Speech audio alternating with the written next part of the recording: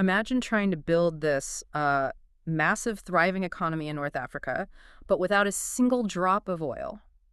I mean, if you're looking at neighbors who are literally sitting on liquid gold, how do you even compete? Yeah, it's a pretty tough spot to be in. Right. Well, welcome to today's deep dive. We've got a stack of sources here: economic development reports, trade data, and our mission is to decode the diversification of Morocco's modern economy over the last 20 years. Okay, let's unpack this. Morocco implemented this very deliberate strategy to build a modern, diversified economy, basically from scratch. Right, and if we connect this to the bigger picture, the contrast with Gulf states like Saudi Arabia or the UAE is just stark. Their wealth historically flowed straight from energy exports. Just pumping oil out of the ground. Exactly. But Morocco had to engineer a completely different economic engine. They prioritized sectors like automotive, aerospace, agriculture, renewables, and, tourism to actually generate sustainable growth. Here's where it gets really interesting, because you don't attract those global industries with, just tax breaks alone. You need the physical infrastructure to back it up. You really do. Looking at the data on the Tangier Medport and the Al Barak high-speed rail, it's like they built a massive mega driveway. You have to pave that massive driveway before you can invite the world's biggest delivery trucks to your house. That's a great analogy. Yeah. And that physical integration is the actual mechanism driving their success. Because, automakers rely heavily on just-in-time manufacturing. Right. Time is money. Exactly.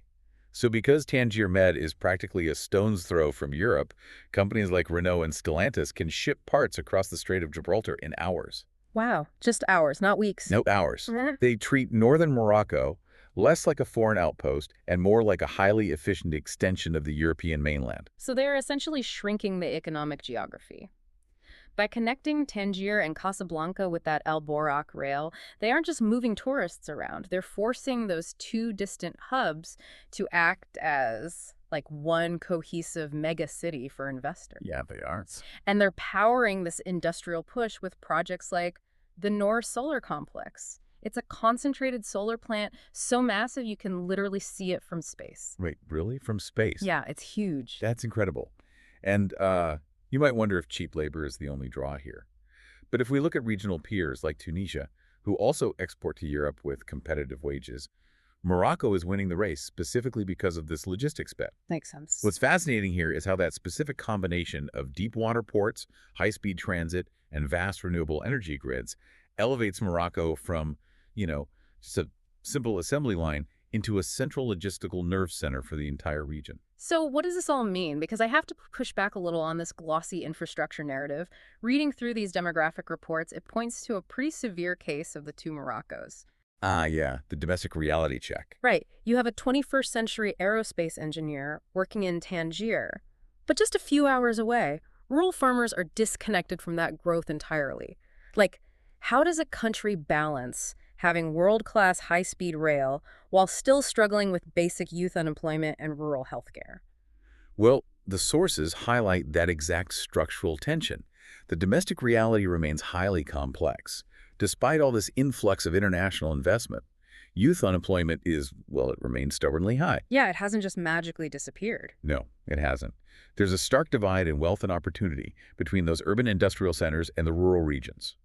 Foundational social needs, specifically improving the baseline quality of the education system and ensuring equitable healthcare access, are major hurdles. And world-class ports simply cannot solve those problems on their own. So the giant USB hub is plugged in, but the network just hasn't reached every citizen yet. I'd say the main takeaway you should walk away with is that Morocco has successfully bypassed the oil trap. They've forged these deep economic partnerships with Europe and Africa. They really have. They are competing fiercely in global logistics and international trade. Yeah, carving out a highly specialized niche, even without matching the overall economic size of Europe's most developed countries. They essentially proved that a nation can reinvent its economic DNA through deliberate, massive-scale logistical integration. Which leaves us with a critical question for you to think about. As Morocco continues this infrastructure-first strategy to attract global business, how will the widening gap between its cutting-edge industrial hubs and the everyday educational needs of its growing population shape its next 20 years?